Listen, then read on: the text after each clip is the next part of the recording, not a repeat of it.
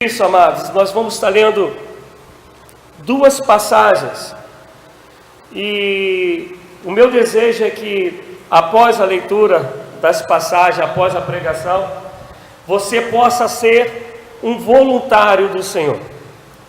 O meu desejo é que Deus ministre os nossos corações para que nós sejamos voluntários da parte de Deus. E aí a gente vai ler primeiro 2 Timóteo 3. Vai ler e vai falar, vou falar um pouco sobre 2 Timóteo 3.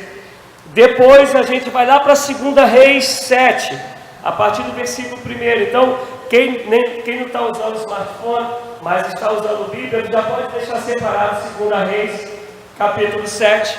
A gente vai estar lendo do 1 ao 15 e vai estar falando sobre as diferenciações que eu entendo dessas passagens e o que eu desejo, que é o que Deus colocou no meu coração, que após ouvirmos tudo isso, sejamos voluntários do Senhor.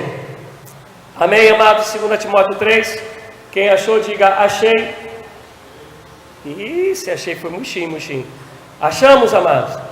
Então diz assim: sabe, porém isto, nos últimos dias sobrevirão tempos difíceis, pois os homens serão amantes de si mesmos, gananciosos, presunçosos, soberbos, blasfemos, desobedientes a pais e mães, ingratos, profanos, sem afeição natural, irreconciliáveis, caluniadores, sem domínio de si, cruéis, sem amor para com os bons, traidores, atrevidos, orgulhosos, mais amigos dos prazeres do que amigos de Deus, tendo aparência de piedade, mas negando-lhe o poder. Afasta-te também destes. Eu vou ler somente até aí nesse capítulo e conforme for a gente vai falando mais algumas coisas sobre isso. Senhor, eu oro o teu favor para comigo e para com a tua igreja que aqui está presente. Eu peço, Senhor Deus, as suas bondades, que permita-me ser um instrumento em tuas mãos, para que a tua palavra venha gerar de fato o desejo do teu coração aos corações que aqui se encontram. Que as mentes sejam cativas do teu espírito e que para a glória do teu nome, Senhor Deus, os corações e mentes que aqui estão sejam terras férteis, onde a tua palavra penetre e crie raízes profundas, para frutificarem segundo o teu chamado, segundo a tua vontade, em nome de Jesus. Esse texto, na verdade, é um texto que eu tenho falado dele aqui nos últimos tempos, e inclusive domingo passado eu ia falar sobre ele pela manhã, mas como a hora ficou curta, né, na parte da manhã, quando eu estava falando de Efésios, sobre o comportamento dos pais aos filhos, dos filhos aos pais, vocês vão ver que nessa lista de mazelas, nessa lista de pecados, de falta de um bom caráter nas pessoas, está incluído aí em toda essa lista, homens desobedientes a pai e mãe, né? Que tem a ver com o que a gente estava falando em Efésios 6, 1 ao 4. Mas quando a gente vai ler essa lista que a gente leu, Paulo escreveu isso aproximadamente, não chega a 2000, mas aproximadamente 2000 anos atrás, mais ou menos 1960 e um pouquinho de anos atrás que Paulo escreveu isso. Mas parece que ele escreveu isso toda noite, enquanto que a gente estava dormindo, Paulo estava escrevendo, porque ele falou que chegariam dias que os homens seriam assim, amantes de si mesmos, gananciosos, presunçosos, soberbos, blasfemos, desobedientes a pais e mães, ingratos, profanos, sem afeição a natural, irreconciliáveis, caluniadores, sem domínio de si, cruéis, sem amor para com os bons. Se ele não ama os bons, obviamente está falando que ele ama os maus. Sem amor para com os bons, traidores, atrevidos, orgulhosos, mais amigos dos prazeres do que amigos de Deus, tendo aparência de piedade, mas negando-lhe o poder. Afasta-te também desses. Nós hoje em dia vivemos vários tipos de crise. Nós vivemos a crise social, a crise onde os nossos governantes, nunca antes da história, pelo menos, foram levados a prisões, como temos visto atualmente. Mas a gente entende que essa mania de serem mais amantes de si mesmo, de serem amantes dos prazeres do que amantes da lei de Deus, de serem orgulhosos, de não pensarem no próximo, dizendo que eles não têm afeto ao próximo, de serem defensores daqueles que são maus. Vocês já repararam isso, que normalmente quem é mau caráter se ajunta, se macula com quem é mau caráter. E normalmente quem teve bom caráter, a pessoa boa, ela costuma se aproximar de quem é pessoa boa. Normalmente, os que são prepotentes, ou eles ficam sós, ou eles acabam estando junto de quem tem pensamento como o deles. E aí aqui está Paulo dizendo para Timóteo: olha, vai chegar um tempo que vai ser assim, que isso vai acontecer. E aí a gente vê que quando o Zico vai falando da política, falando da nossa sociedade nossa, se você for puxar uma corda de que é o que aconteceu na Lava Jato, a gente vai vir um montão agarradinho nessa corda. E a gente, quando vai ver a história deles, a gente vai ver que eles sempre tiveram junto. O máximo que eles faziam era a dança das cadeiras, hoje um está sentado aqui, esse está sentado aqui, amanhã senta aqui, mas sempre estavam entre si, pensando somente neles, quando na verdade, por favor, doutor, vou falar de política não, pode estar aparecendo isso, eu quero que a gente compreenda, eu vou pegar na política, vou chegar na igreja e depois a gente vai lá para o Velho Testamento. Mas a gente vai ver que até eles não são amigos de verdade, porque quando eles são presos, o que acontece? Delação premiada. Aí um conta todos os podres do outro, na verdade está contando os podres de si mesmo, porque ele estava junto, mas começa a contar o que o outro fazia. E quando a gente vai ver o comportamento desses, a gente vai ver que o comportamento deles se encaixa totalmente no que está escrito aqui, onde o mal se junta com o mal, onde a preocupação deles seria aquele ditado que minha avó sempre dizia, que eu já falei aqui para vocês algumas vezes, mas então, ontem mesmo eu estava com uma saudade da minha avó, onde dizia: faria pouco, o meu pirão primeiro. A preocupação deles é satisfazerem a si mesmo. A preocupação deles não tem a ver com o próximo, tem a ver com o seu próprio ventre. São homens que quando vai dizer desobedientes aos pais, está dizendo as pessoas que deixaram de lado todos os ensinamentos que receberam da sua casa. São homens que não honram mais.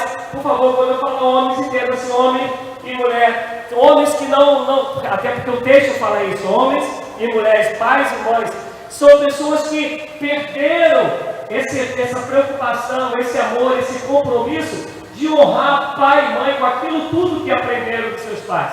E aí a gente, quando olha para a sociedade, e é o que eu quero que a gente entenda hoje, está falando desses homens que são líderes, porque o texto está falando deles.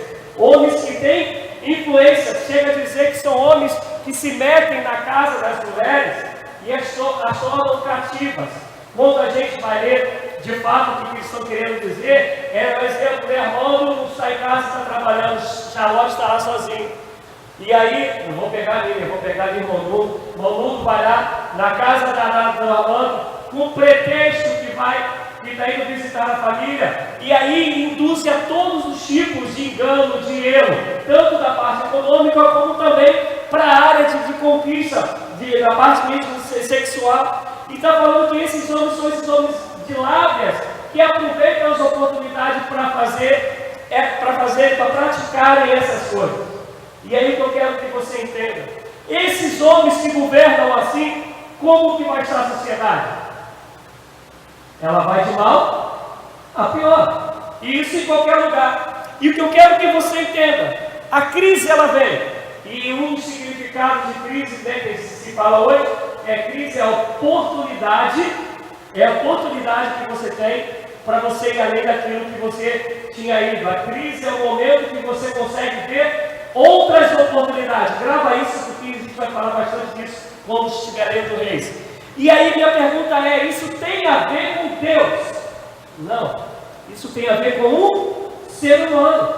Quem optou ser assim foi o ser humano. Nós muitas das vezes dizemos também que muitas das coisas que nós fazemos e praticamos, a culpa é de Satanás. A culpa é do diabo. Um grande problema, principalmente do crente, é não assumir culpa. Quase sempre ele joga a responsabilidade para o diabo. Por favor, não estou defendendo o diabo não. Mas a gente sabe que muitas vezes a culpa não tem a ver com o diabo, tem a ver com uma opção nossa. Nós escolhemos o caminho errado. Por isso que Deus vai falar no Velho Testamento: coloque diante de ti bênção e maldição. Escolha, pois, a bênção para que tu vivas. A escolha de quem? É do ser humano. Então, quando a gente vê essas marcas, vamos dizer assim, essas deficiências no ser humano, é porque ele optou. Ele que escolheu ser desobediente, ele que escolheu ser soberbo, ele que escolheu ser egoísta, não pensar mais no próximo, ele que escolheu os prazeres desse mundo, esquecendo que tudo isso passa, e se ele está no governo, ele tem que compreender que ele está ali para liderar o povo, né? E é o que a gente está tratando às terças-feiras aqui, falando sobre liderança. Isso eu estou falando da parte social. Mas vamos agora trazer para o nosso meio, para o meio cristão, para o meio evangélico. Como esses sintomas, eles têm existido no meio de nós. Isso aí eu já vou falar que não é só na liderança, mas também na liderança. Mas a gente pode pegar as pessoas mais simples, pessoas que pregam, que cantam, que dirigem, que oram. Como a vaidade tem tomado conta, como o orgulho tem tomado conta, como a prepotência tem tomado conta desse povo, como muitas das vezes eles deixam Deus de lado para achar que eles que são os capazes, que o mérito de tudo que acontece são deles, entrando pelo caminho de Balaão, entrando pelo caminho mesmo de Satanás, que eu quis ser mais do que Deus. Pessoas que vão se amando tanto ao ponto de esquecerem de Deus. Se amar tem problema nenhum. A Bíblia vai dizer que segundo o maior mandamento, amar o teu próximo como a ti mesmo. Eu estou falando que é quando a gente começa a pensar na gente mais do que a gente de fato é. E se a gente entra na parte do dinheiro, nas partes dos prazeres, quantos líderes hoje evangélicos têm causado escândalo que impede das pessoas virem mais à igreja? Ontem eu fazia uma visita, e na visita, era num lar, fui visitar a família, e uma das pessoas da família, né, que aí é jovem, o jovem dizia o seguinte: pastor, uma das maiores dificuldades que eu tenho de conseguir levar meus amigos na igreja é que para ele, igreja é sinônimo de pastor que quer pedir dinheiro, que quer ficar rico. E às vezes eu chego a falar, ele me contando, né? Eu chego a falar para ele, se o senhor fala lá de púlpito que nem no dinheiro o senhor mexe. Para mim só vejo pepino, né, irmão? O irmão já falou ali, pastor, tem um pepino aí do senhor quando acabar o culto. Só chega um pepino, mas graças a Deus, meter a mão no dinheiro não é minha praia. Mas olha quantos escândalos nós vivemos, porque os homens, os líderes cristãos, se tornaram mais amantes dos seus próprios ventres, mais amantes dos prazeres, se envaideceram, se ensoberbeceram, esqueceram que aprenderam de Deus, esqueceram que aprenderam dos seus pais, e vivem nesse egoísmo, nesse individualismo, onde amam o dinheiro, onde amam o poder, onde amam ter uma fama, onde amam ter um nome. E isso tudo faz com que aconteça com a igreja de maneira geral. Viva o desastre que nós temos vivido. Por favor, não interprete mal, não estou falando de igreja conhecida, estou falando de igreja do Senhor. E eu vou dar um exemplo que eu sempre dou aqui. Amados, é impossível sermos o número de cristãos que somos no Rio de Janeiro, Jacarepaguá, Recreio, essa região, ser o número de cristãos que somos e não termos sido transformados no lugar onde vivemos. Não tem como. Se fôssemos cristãos de verdade, e eu vou melhorar isso quando eu chegar lá em segunda Reis, a gente não viveria o que a gente vive hoje, porque em toda a história, onde se levantaram homens e mulheres, um grupo considerado que vivesse de fato para Deus, que fosse um voluntário para abrir mão de todo o seu eu, de todo dia tomar a cruz e negar a si mesmo, esses homens e mulheres mudaram a história, sempre foi assim. E aí eu vou falar uma coisa para você. peguei aqui o começo da igreja metodista de Curicica, né? Fui conhecer a igreja metodista de Curicica tem 2 anos e um pouquinho. Mas normalmente quando a gente começa com a igreja, a gente começa cheio de idade, a gente começa cheio de fervor, a gente tem desejo, tem paixão de estar na igreja, de fazer a obra, de evangelizar. É assim, não é, meus amados? Eu, por graça de Deus, já comecei 2 igrejas e meia, vamos dizer assim, e eu sei como que é essa coisa no início. Mas vai passando o tempo, essas coisas vão saindo do coração, e a gente começa muitas das vezes a trilhar esses outros caminhos, que são os caminhos que estão escritos aqui. E aí a gente vê que a igreja, ela vai tendo números, mas não vai tendo relevância. Ela vai tendo números, mas não vai sendo consistente. A gente aumenta às vezes o número de membros, às vezes aumenta o número de igreja no bairro. Todavia, quando a gente vai ver os sentimentos da maioria, pode não ser todos esses que estão aqui, mas muitos desses comportamentos, desses sentimentos, estão na maioria de nós. Somos pessoas que deixamos de exercer o que Deus nos chamou para ser, quando quase todas as vezes que nos aparece uma possibilidade de, entre aspas, nos darmos bem. Meu Deus, quantos aqui não conhecem cantores cristãos que se perderam no caminho? Ou conheceu de perto, ou conheceu pela imprensa, pela televisão, pela internet, pessoas que iam tão bem e depois tomaram outro caminho. A gente tem um cantor aqui recente, eu não vou citar o nome, mas fez muita fama agora, esses dias aí. Saiu, voltou, agora nem sei onde o cidadão está. Falávamos dele aqui no dia da palestra do Gerson, né? Do Gelson, dando a palestra, falou sobre ele. Pessoas que se deixaram levar por esses sentimentos, onde Paulo vai falar assim: desse povo tu tens que se afastar. Escuta uma coisa, há uma passagem que Paulo ele repreende a Pedro, e logo seguindo o texto ele vai continuar dizendo, e vai dizer assim: olha, se a gente não tivesse que conviver com o prostituto, o adúltero, o mentiroso, seria necessário a gente sair do mundo, porque a gente vive num mundo que jaz no maligno. Mas ao mesmo tempo, Paulo vai falar assim: se é um povo que se diz cristão, se diz irmão, mas tem um comportamento contrário, Paulo vai dizer: não se assente com eles, nem se assente, nem coma junto com eles. E aqui, quando ele está falando para Timóteo, ele está falando desses caras, você afasta-se deles, corre deles, fuja deles, porque são pessoas que não querem mudar. Vocês estão me entendendo, amados? Uma coisa é pecar, outra coisa é aquilo que já entrou no coração e o cara falou assim: não abro mão disso. Eu não vou citar nome, não vou. E essa parte tem que vigiar, porque normalmente eu cito nome. Mas ao pastor aí de nome, isso não é historinha, eu sei da história, que esse pastor ele tem fama aí hoje, mas eu conhecia antes da fama. E ele, quase tudo quanto é secretária dele, ele fazia um experimento delas. A ponto que chegou a que a sua esposa ficou muito mal, depressiva, e já estava querendo botar a boca no trombone, falar tudo, estava querendo também se suicidar. E ele pegou e mandou a esposa se tratar lá nos Estados Unidos. A esposa ficou uns 2 anos, se não me engano, nos Estados Unidos.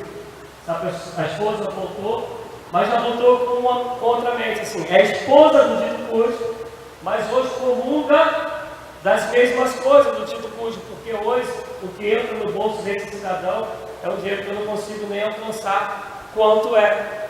Eu estou dando um exemplo para dizer que essas pessoas não têm possibilidade de se arrepender. Com certeza, a misericórdia de Deus se renova a cada manhã, e o desejo de Deus é que todos sejam salvos e que ninguém se perca. Todavia, naquilo dos anos que eu sei dessas histórias, eu digo que é uma pessoa que decidiu não mais mudar, decidiu ser assim, até porque humanamente e socialmente falando, o caminho que ele tomou, entre aspas, está dando certo. Tem fama, tem programa de televisão. Isso é um perigo. Isso é um perigo quando a gente endurece o coração para o Espírito vir soprar e falar assim, ó, se arrependa. É um perigo. E é óbvio que Satanás se aproveita disso. Mas essa escolha do caminho é nossa. O meu desejo nessa noite é te dizer, não entre por esse caminho.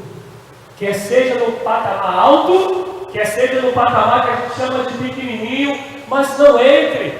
Afasta de você os prazeres que vão contra a palavra de Deus. Afasta de você a vaidade. Afasta de você a soberba. Afasta de você todo e qualquer sentimento que se encaixa aqui, que não tem a ver com Cristo Jesus. Porque isso vai fazer não só com que você se contamine, mas se você estiver ainda dentro do povo de Deus, você vai acabar contaminando outros. Está dizendo Paulo a Timóteo, se afasta deles. E aqui não é aquela história antes sozinho do que mal acompanhado, não, porque a gente nunca vai estar sozinho, porque o Senhor mora entre nós, amém? Aqui está falando esse povo, eles decidiram por um outro caminho. Mas aí, falando de crise, eu te convido agora, 2 Reis 7, 2 Reis 7, vamos ler do 1 ao 15. Alguém está procurando ou já tinham separado? Amém, amados? Podemos ler? Disse Eliseu, ouvi a palavra do Senhor, assim diz o Senhor, amanhã, por estas horas, haverá uma medida de farinha por um ciclo, e 2 medidas de cevada por um ciclo, a porta de Samaria, vai estar ali na portinha. Porém, o capitão em cujo braço o rei se apoiava, respondeu ao homem de Deus, ainda que o Senhor fizesse janelas no céu, poderia acontecer isso? Respondeu Eliseu, tu verás com os teus olhos, porém não comerás. 4 homens leprosos estavam à entrada da porta, os quais disseram uns aos outros, para que estaremos nós aqui assentados até morrermos? Se dissermos, entremos na cidade, há fome na cidade e morreremos aí. Se ficarmos aqui, também morreremos. Portanto, vamos ao arraial Ciro e nos rendamos. Se nos deixarem viver, viveremos. Se nos matarem, tão somente morreremos. Levantaram-se ao crepúsculo para irem ao arraial dos Ciros.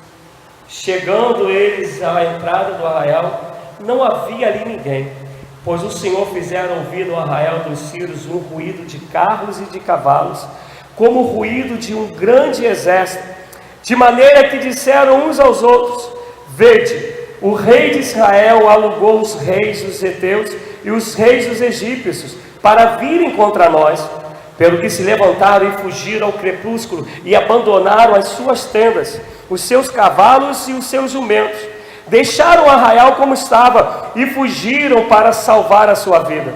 Chegando estes leprosos à entrada do arraial, entraram numa tenda, comeram e beberam, e tomando dali prata, ouro e vestes, foram-se e os esconderam. Voltaram, entraram em outra tenda e dali também tomaram alguma coisa e a esconderam. Então disseram uns para os outros, não fazemos bem, este dia é dia de boas novas e nos calamos. Se esperamos até a luz da manhã, algum castigo nos sobrevirá, pelo que vamos e anunciemos a casa do rei. Assim vieram e bradaram aos porteiros da cidade e lhes anunciaram, fomos ao arraial dos Ciros e lá não havia ninguém, nem voz de homem, porém os cavalos e os jumentos atados e as tendas como estavam. Os porteiros gritaram a nova e anunciaram dentro da casa do rei. O rei se levantou de noite e disse a seus servos, agora vos direi o que os sírios nos fizeram. Sabem muito bem que estamos esfaimados, de modo que saíram do arraial a esconder-se pelo campo, pensando, quando saírem da cidade, então os tomaremos vivos e entraremos nela. Um dos seus servos respondeu, tome-se 5 dos cavalos do restante que ficou aqui dentro. A sua sorte será como a de todos os israelitas que ficaram aqui de resto. Sim, serão como todos os israelitas que já pereceram. Enviemos e vejamos. Assim tomaram 2 carros com cavalos, e o rei os enviou após o exército dos sírios, dizendo: ide e vede. Foram após eles até o Jordão, e todo o caminho estava cheio de roupas e de objetos que os sírios, apressando-se, lançaram fora. Voltaram os mensageiros e anunciaram ao rei. Amém. Eu quero te fazer entender um pouco o que está acontecendo aqui. Se você for ler o capítulo 6, os sírios haviam invadido, rodeado Samaria, porque esse era o costume da época. Quem vê os filmes da Idade Média, algo do gênero, vê que muitas das vezes, quando eles querem um pouco mais poderoso, quer entrar quer invadir algum povo, e normalmente, quem lembra, os muros eram muito altos, os muros, o pessoal tinha algum tipo de armadilha, que se alguém invadisse, aquela armadilha eu pegava. Alguns lugares tinham até poços, ao lado. E então o que eles faziam? Aquele povo mais poderoso que não conseguia invadir, eles cercavam aquela cidade, e aí o pessoal que vendia mercadoria para eles não podia entrar, os que estavam dentro não podiam sair, e normalmente os campos não eram dentro da cidade, os campos eram fora, então o pessoal só podia sair também para poder cultivar. Então eles ficavam esperando o povo morrer de fome, ou o povo abrir a porta e se entregar. Então os sírios fizeram isso com Samaria. Se rodearam Samaria e ficaram lá. Para vocês terem ideia, e aí o que eu vou dizer, eu tento pensar um pouquinho do que o Brasil está vivendo. E aí eles cercaram Samaria, o tempo foi passando, a fome começou a ser enorme, ser grande mesmo. Para vocês terem ideia, uma comparação, uma cabeça de burro valeria como se fosse um caviar hoje em dia. A fome ela vai apertando, mas tão grande, quer dizer, além da fome, aquele que tem alguma coisa, explora o outro. A gente viveu isso aí recentemente com a greve do caminhão, lembra? Teve a greve dos caminhões, as mercadorias aumentaram 4, 5, 6 vezes. E aí, dentro dessa história, se eu não me engano, 6, verso 8, por ali, mas lá no capítulo 6, chega um momento que tem 2 mães que cada um tem seu filho. A fome é tão grande que elas entram num acordo. Olha, vamos fazer o seguinte: a gente mata o teu filho e a gente o come. Isso vai durar mais ou menos uma semana, vai dar para a gente saciar a fome. Quando acabar, a gente mata o seu. E assim fizeram, mataram a primeira criança, comeram durante uma semana. Na semana seguinte, a outra mãe falou: não, a gente não vai matar o meu filho, não. E aí entrou naquela discussão e levaram ao rei. E contaram para o rei o que tinha acontecido. E o rei já estava tão desesperançoso, mas tão desesperançoso no rei Jorão, que ele chega a dizer assim: olha, se Deus não nos livrou, o que eu posso fazer? Se Deus nos abençoou, não nos deu a direção, o que eu posso fazer? Mas quando você também vai ler a história do rei Jorão, a Bíblia vai dizer que ele fez tudo que era mal aos olhos do Senhor. E se a gente lembra lá, 2 Timóteo 3, estavam também fazendo tudo que era mal aos olhos do Senhor. Então, se o rei ele é injusto, o versículo que está sempre aí na internet que a gente está vivendo, se o rei é injusto, o povo perece. Mas se o rei é justo, o povo tem paz. No caso, era o rei justo e o povo estava passando por isso. E o povo estava morrendo, os cavalos, se vocês prestarem atenção no texto, está dizendo que eles só tinham 5 cavalos, quer dizer, os cavalos tinham morrido. A fome era grande, a crise era grande, o povo estava perdendo. E no meio da crise, Deus precisa de alguém que seja na brecha. No meio da crise, Deus precisa de alguém que seja desprendido, grave isso, desprendido das coisas materiais, desprendido do seu próprio ser, a fim de poder fazer aquilo que Deus chamou para fazer. Vou melhorar o que eu quero dizer. Tu abre, se eu não me engano, se eu estiver equivocado, tu me corrija, mas abre aí, se eu não me engano, Gálatas 3:20. Paulo vai dizer que o viver dele é para Deus. Ele sabe que ele vive para Deus. A esperança de Paulo é saber: se eu morrer agora, eu sou em Deus, mas eu estando vivo, eu vivo para Deus. A Bíblia vai dizer em Romanos que nós temos que morrer todos os dias para viver em Cristo, amém? A Bíblia vai dizer também em Mateus que temos que todos os dias negar a nós mesmos, tomarmos a cruz e seguir ao Senhor. A Bíblia vai dizer ainda que a gente tem que morrer para esse mundo para viver para Cristo. Isso é, o cristão de verdade é um cristão que entende que a vida dele é uma morte contínua, mas também é uma vida eterna contínua, é vida em abundância contínua, amém? Consegue me entender? Morremos todos os dias, mas à medida que morremos para nós mesmos, todos os dias somos cheios da vida de Deus dentro de nós. E quem é cheio da vida de Deus compreende o que está em Mateus 6. Nós não temos tesouro na terra, onde o ladrão rouba, onde a ferrugem vem e corrompe tudo e estraga tudo, corrói tudo. Mas ajuntei tesouros nos céus, porque onde tiver o teu tesouro, aí estará o seu coração. Não se fadigue, não vive ansioso com as coisas desse mundo. Buscai primeiro o reino dos céus e a sua justiça, e todas as demais coisas nos serão acrescentadas. Há um convite de Deus da gente ser desprendido, é Gálatas 2:20, não 3:20. Há um desejo de Deus que a gente seja desprendido. Eu te convido a abrir aí em Colossenses 3:5, só para a gente entender como Deus precisa de pessoas desprendidas, pessoas que já entendem que esse mundo não é mais dele, não vivo mais eu, mas Cristo vive em mim, e a vida que eu vivo pela fé.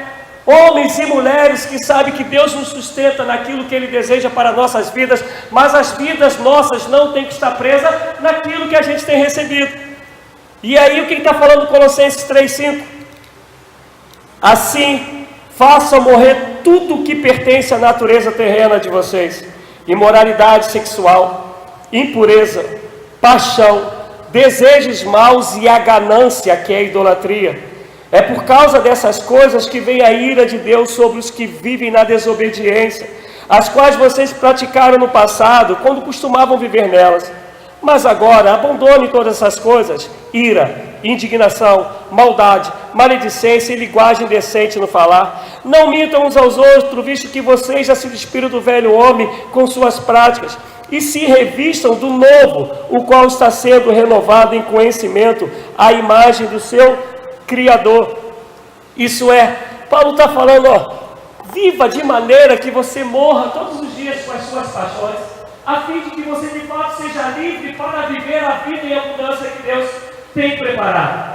E olha que doideira, está lá o profeta Eliseu dizendo: amanhã a essas horas, vocês vão ter comida de sobra, vai sobejar. Meu Deus, imagina, o povo está morrendo de fome, estão comendo as crianças. Vira o profeta e fala o seguinte: amanhã vai ter comida de sobra. É crise, não é? Mas crise é oportunidade da manifestação do poder de Deus, como é oportunidade de você ser um voluntário para que o poder de Deus se realize lá no meio das crises, amém? E eu vou mostrar que isso é uma realidade.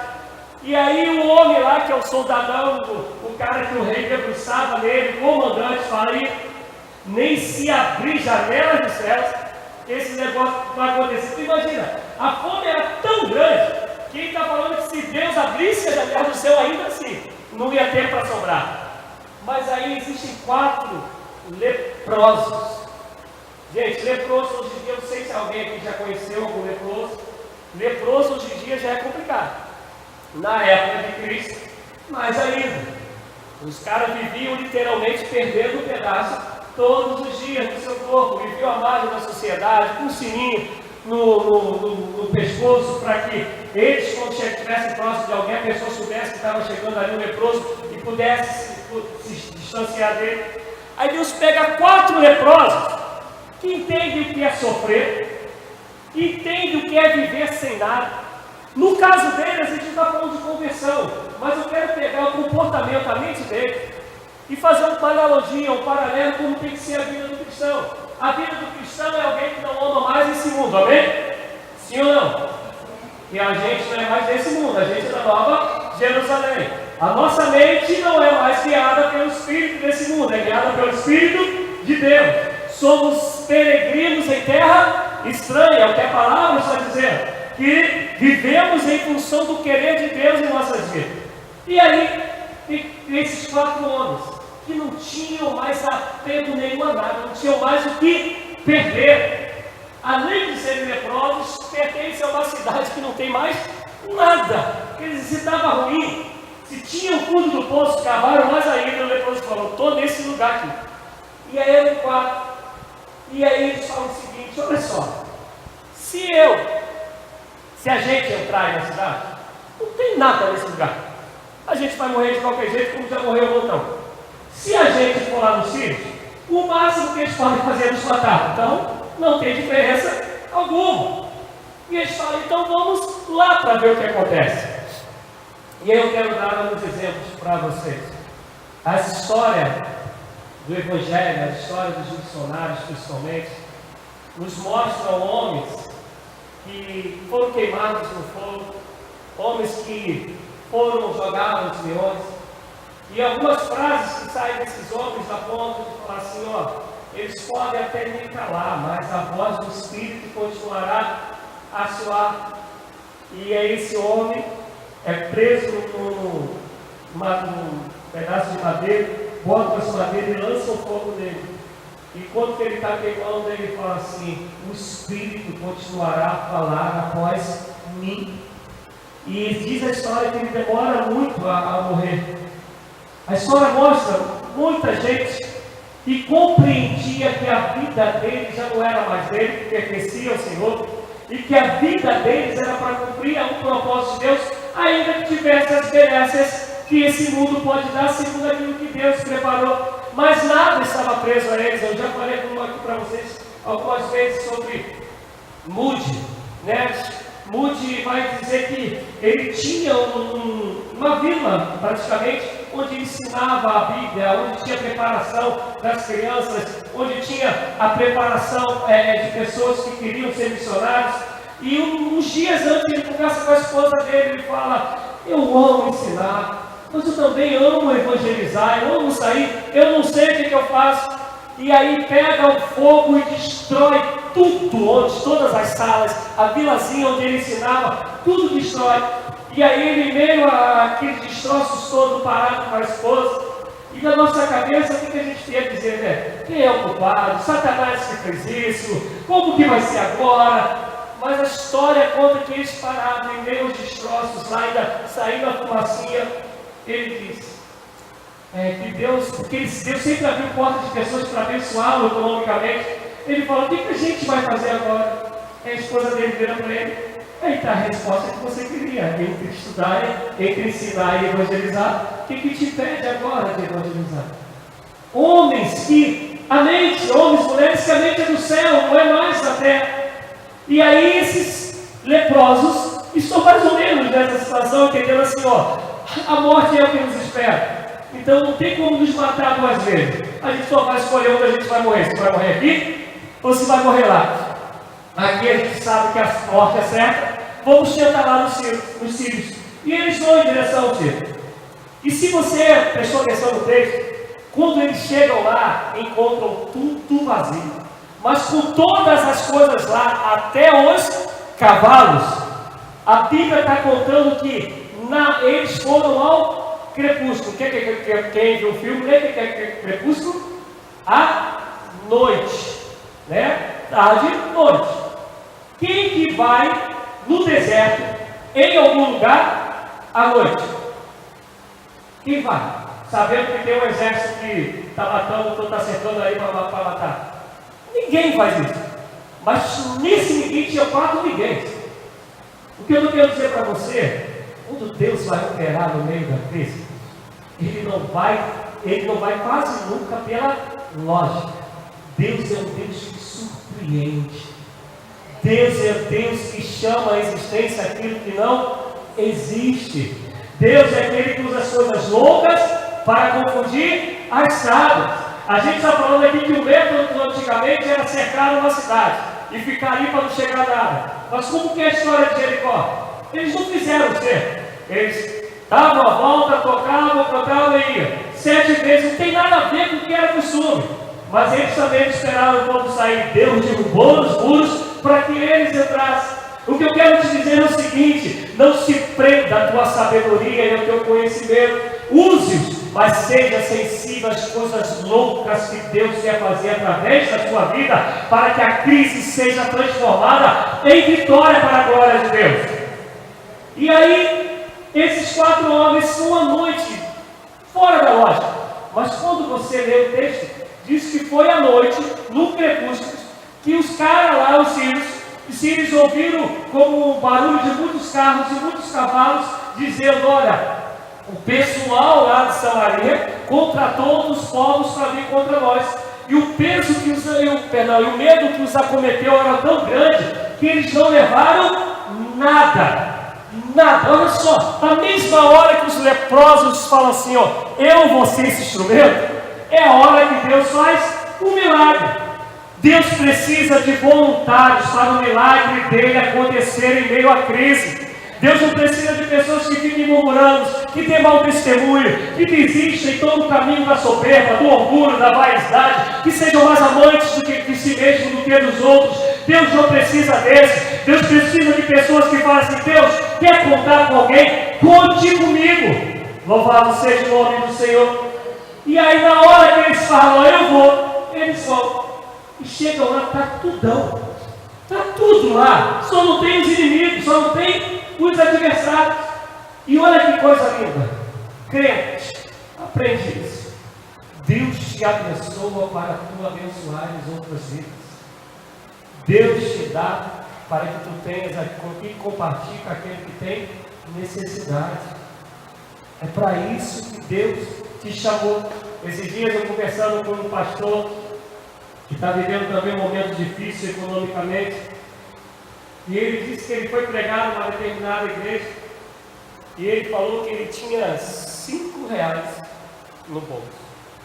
E ele foi pregar numa igreja bem carente, bem carente. Ele contou, né, para mim a estrutura da igreja, e aí ele só tinha 5 reais, com ele, a esposa e a filhinha. E ele, com aqueles 5 reais, era para voltar para casa, apesar que tem o carro a gás, mas era o dinheiro dele. E na hora da oferta, Deus falou assim para ele: dá esses 5 reais. Ele contando, ele é muito engraçado, ele falou assim: pô, eu não quis crer que era Deus, não era. E fiquei quietinho. E está todo mundo passando por aquele negócio assim: dá os 5 reais.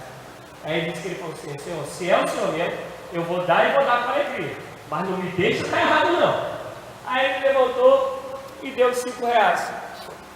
Deu os 5 reais e tudo aconteceu, tal, ele pregou. Na hora de ir embora, veio o pastor da igreja e fala: olha só, Leonardo, você vê a estrutura aqui da nossa igreja, mas isso já do lado de fora, para ir embora, porque ele falou assim para mim: ó, Rogério, eu tenho o costume que se me dá dentro da igreja, eu vou lá e coloco no gasofilaço. Só que me deram do lado de fora. E ele falando, eu falei que eu não queria. O irmão falou assim: olha, eu sei que tu estás vendo a estrutura da nossa igreja, mas se eu usar a igreja, que ela só tem que dar contra o pôr do sol, eu estou indo contra a Bíblia. Eu preciso que a minha igreja seja a igreja do Senhor. E leu a história da viúva e aprendeu. Eu tenho que ensinar a minha igreja a dar por fé e dar por amor. Você veio aqui para nos abençoar e não nos prive de te abençoar. Aí ele disse, botou no bolso e nem olhou. Ele disse, quando entrou no carro, ele abriu 50 pratas. Caramba, Deus multiplicou muito o que eu tinha. Ele não deu, é óbvio, com essa intenção. Tanto é que ele fala que é costume dele, se dão dentro do culto, durante o culto ele vai lá e deposita no gasofilaço. Mas o que eu quero te dizer, eu quero que tu entendas que Deus nos dá para a gente poder dar. Crente que tem carro e não dá carona, que Deus te tire o carro. Não fica com raiva de mim não, até você aprender a ser cristão e ter carro para poder ajudar os outros.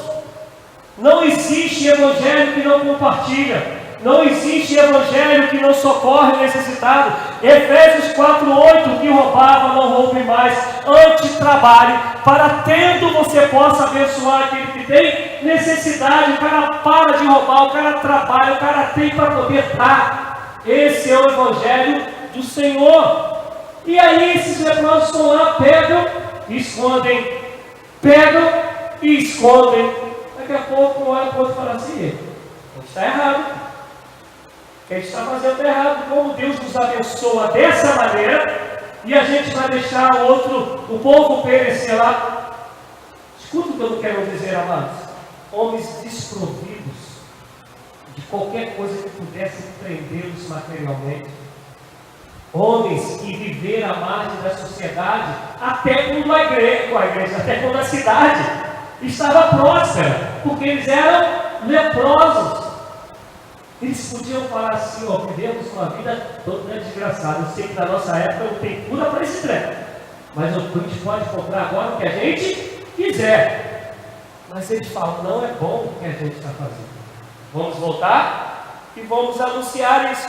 E olha como eles eram: eles não tinham direito a entrar na cidade. Eles avisam um para esse um comunicar. E quando eles comunicam isso, a história está aí contando, né? E o povo não acredita. O rei fala: olha, isso é mal prato. O povo está escondido aí em algum lugar, os sírios. E quando a gente passar no caminho, eles vão, ó, vamos pegar, vamos matar, vamos prender, vamos levar. E aí vem um conselho sábio. O conselho fala: olha só, já está ruim pra caramba pra gente. A gente só tem 5 cavalinhos mesmo. Sabe que já morreu um montão. E se a gente ficar aqui, a gente vai morrer do mesmo jeito. Então escolhe aí pelo menos aí alguns homens para levar. E quem conhece, né, como era antigamente, eram 2 cavalos, né? Às vezes mais, mas só quando o porte era muito grande, mas normalmente eram 2 cavalos para cada carrinho. Então eles botam lá 4 cavalinhos e saem 2 carrinhos para poder ir lá ver. E quando eles chegam lá, as riquezas estavam lá, justamente na hora que Deus tinha usado o profeta para dizer: amanhã vocês terão e terão de sobra. E se você continuar lendo, o general que falou que isso não seria possível, o profeta Eliseu falou: você vai ver, mas não vai comer. Ele morre porque é atropelado pelo povo que invade, se cumpre a profecia. Mas o que eu quero que você entenda: Deus, ele faz milagre tanto na bonança como na crise, porque nosso Deus é Deus de maravilhas.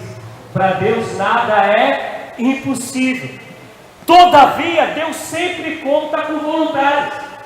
Ele sempre conta com pessoas que não tomaram o caminho de Balaão, que não tomaram o caminho que está lá em Timóteo. E quando o líder, que quando o povo é mau, quando é egoísta, quando se perde no caminho, ele arrebenta o povo e está dizendo: Paulo a Timóteo, fuja desse que decidiram trilhar esse caminho.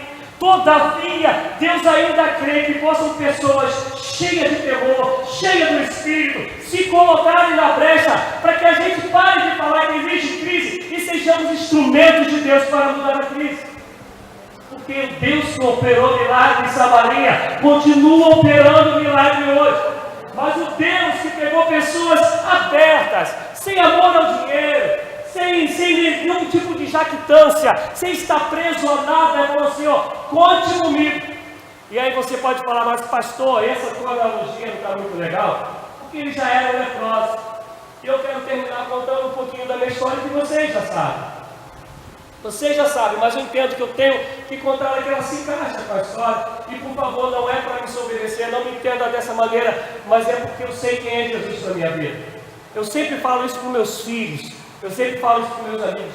Eu sei quem é Jesus para mim. Eu posso não saber quem é Jesus para o Gilson, quem é para a Cristina, mas para mim eu sei quem é Jesus. E aí eu, sargento da Polícia Militar, pastor, o senhor contou isso, mas eu vou contar de novo. Eu trabalhava numa sessão que o povo gosta muito de mim. Esses dias minha esposa viu, eu estava aconselhando uma pessoa e eles me chamando no vídeo, no zap, que queriam falar comigo. Isso foi tem 1 ou 2 semanas. E eu não podia, eles. Pô, aí o Pinheiro falou assim: Amaral, assim que puder, pô, chama que a gente está aqui no churrasco e o povo está todo mundo aqui reunido, todo mundo quer te ver. E aí eu fui, quando acabei o aconselhamento, aí falei para ele: pode me chamar. Ele me chamou, ficamos conversando e ele ia de um em um para me mostrar para eles. Graças a Deus, deixei muitos amigos na polícia. E eu trabalhava no setor horrível, eu trabalhava na parte de tesouraria, fazendo contabilidade e a parte de internet, de informática. Eu trabalhava uma semana, segunda, quarta e sexta, outra semana, terça e quinta. Meu horário de almoço era tranquilão. E mesmo assim, se fosse o dia do meu trabalho, eu tivesse alguma coisa para resolver, chefe, não posso hoje não. Ah, combina com o Fábio, vê se o Fábio pode segurar para você. O Fábio segurava e eu não ia. Quando era feriado, né, como a gente vai ter uns aí, né, agora que é sexta-feira, exemplo. Se meu dia fosse sexta-feira, eu ia trabalhar na quarta, na outra semana eu só ia trabalhar na terça-feira. Chatão que era meu trabalho, ar-condicionado 22 graus, né, e trenzinho que me deixava ali já até esqueci como é que é a expressão, Cristóvão, né? E já esqueci como é que é. Pegava o trem, parador, me deixava em São Cristóvão, descia a passarela para o lado esquerdo, já está ali, 4º Batalhão, para quem conhece de São Cristóvão.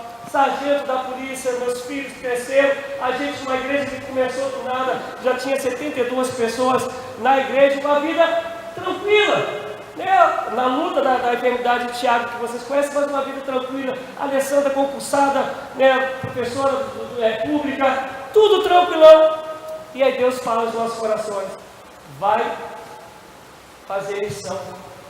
Caraca, só Deus sabe o que a gente ouviu da nossa família, principalmente de pai, mãe, sogro e sogra. Só Deus sabe.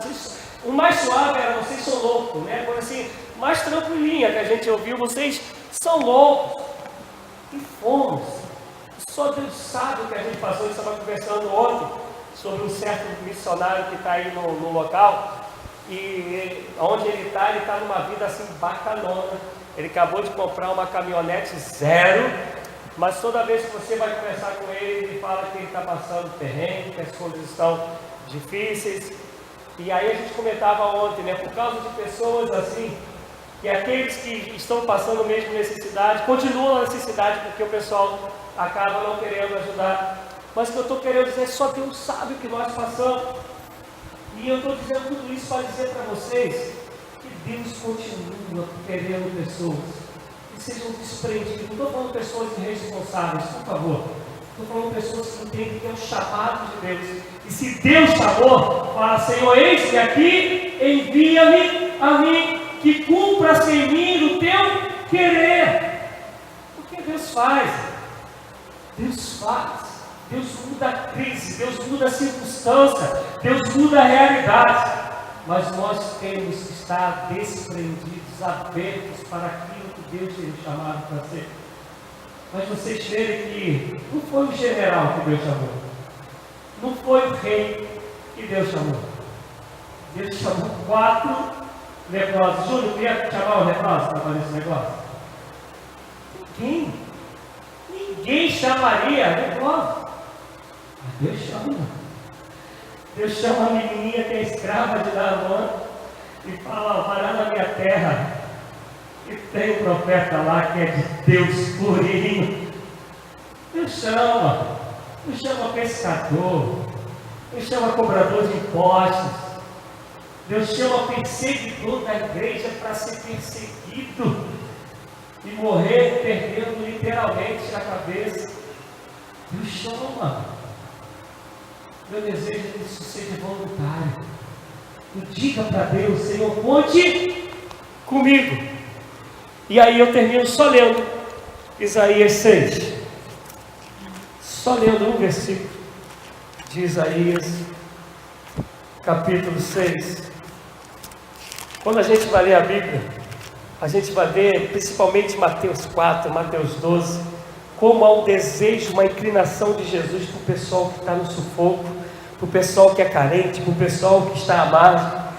Jesus veio para todos, mas Jesus fez coisas tremendas no meio desses e para esses.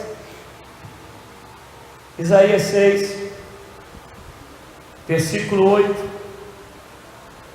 Depois de Deus perdoar os pecados de Isaías, tocando com a tenagem em sua boca, depois de Deus, Isaías ter reconhecido a grandeza de Deus e louvado a Deus, depois de Isaías ter ouvido a palavra do Senhor, e é nessa passagem que se baseia a liturgia da igreja metodista, depois da palavra ser pregada, no capítulo 8 está assim, no versículo 8 do capítulo 6 de Isaías: depois disso ouvi a voz do Senhor que dizia: a quem enviarei? E quem há de ir por nós? Então disse eu: eis-me aqui, envia-me a mim. E no versículo 9, Deus vai dizer para ele: então, vai. Meu desejo é que o Senhor levante voluntários nessa noite. Meu desejo é que você seja alguém, quando ouvir a voz de Deus, diga para o Senhor: eis-me aqui. Eu poderia falar um montão também sobre Isaías. Ele estava no castelo, ele era professor dentro do castelo, mas Deus aparece para ele, ele chama, ele fala: eis-me aqui. Entenda, Deus não chama pessoas que não querem se entregar totalmente. Ou somos dele, ou não somos. Ou cremos nele, ou não cremos. Não dá para ficar no meio do caminho. Mesmo onde você está, se você deseja ser esse voluntário, eu quero te convidar a ficar de pé. Porque temos vivido crises morais, crises religiosas, crises sociais. Temos vivido todos os tipos de crises na atualidade. As crises econômicas. Mas eu creio que Deus pode te usar, pode me usar para mudar a história. Você crê nisso, amém? Então vamos orar. Deus, o Senhor sabe que vivemos num país do mundo capitalista. Vivemos num país, Senhor Deus, de consumo. Vivemos num país que muitas das vezes somos medidos pelo que temos e não pelo aquilo que somos. Isso é tão sério, Deus, que até a nossa noção de bênção, de quem é mais abençoado, tem a ver com aquilo que recebemos ou que temos materialmente. Não é mais pelo caráter, não é mais pela comunhão com Deus, não é mais por amar a Deus acima de todas as coisas e ao próximo como a nós mesmos. Deus, nos equivocamos demais, Pai. Trilhamos caminhos que dizemos que somos livres, mas nós mesmos nos prendemos a tanta coisa que esse mundo disse que é para nos prender. Temos colocado nossos corações em tantas coisas, mas que não é, Senhor Deus, em Tua vontade, não é em Ti, não é no Teu chamado. Mas nessa noite eu quero, Senhor Deus, pedir que o Senhor nos perdoe, a começar por mim, que nós sejamos, Senhor, resposta de Ti para essa calamidade que vivemos, que nós sejamos voluntários para o Senhor nos usar conforme o Senhor deseja, que nós sejamos homens e mulheres que creiamos de fato que quando o Senhor chama, o Senhor capacita, o Senhor sustenta até onde o Senhor deseja, a ponto de poder dizer como Paulo que o morrer é lucro, mas o viver é viver em Cristo para a glória do Teu nome, a ponto de podermos dizer, não somos mais nós que vivemos, mas é Cristo que vive em nós. Nos dê sabedoria, nos dê discernimento para, Senhor, aproveitarmos o melhor que o Senhor tem para nós nessa terra, porque sabemos que isso também é bom e agradável, Senhor. Mas se estivermos na junta de bois e o Senhor nos chamar, que digamos sim. Se estivermos cuidando do rebanho, como era na missa, se o Senhor chamar, digamos sim. Se estivermos no palácio, como estava Isaías, se o Senhor chamar, que digamos sim. Se formos general de batalha, como era Paulo, se o Senhor nos chamar, que digamos sim. Se éramos, Senhor Deus, cultivador de sicômoros, como a voz, e se o Senhor nos chamar, aleluia. Espírito de Deus, aleluia, que digamos sim. Ajuda-nos a viver para Ti. Ajuda-nos a sermos a resposta que esse mundo precisa. Em nome de Jesus Cristo, conte conosco. Esta é a minha oração sobre a Tua igreja. Em nome de Jesus Cristo. Amém. Amém. Eu peço ainda que Tu separe seus dízimos e suas ofertas.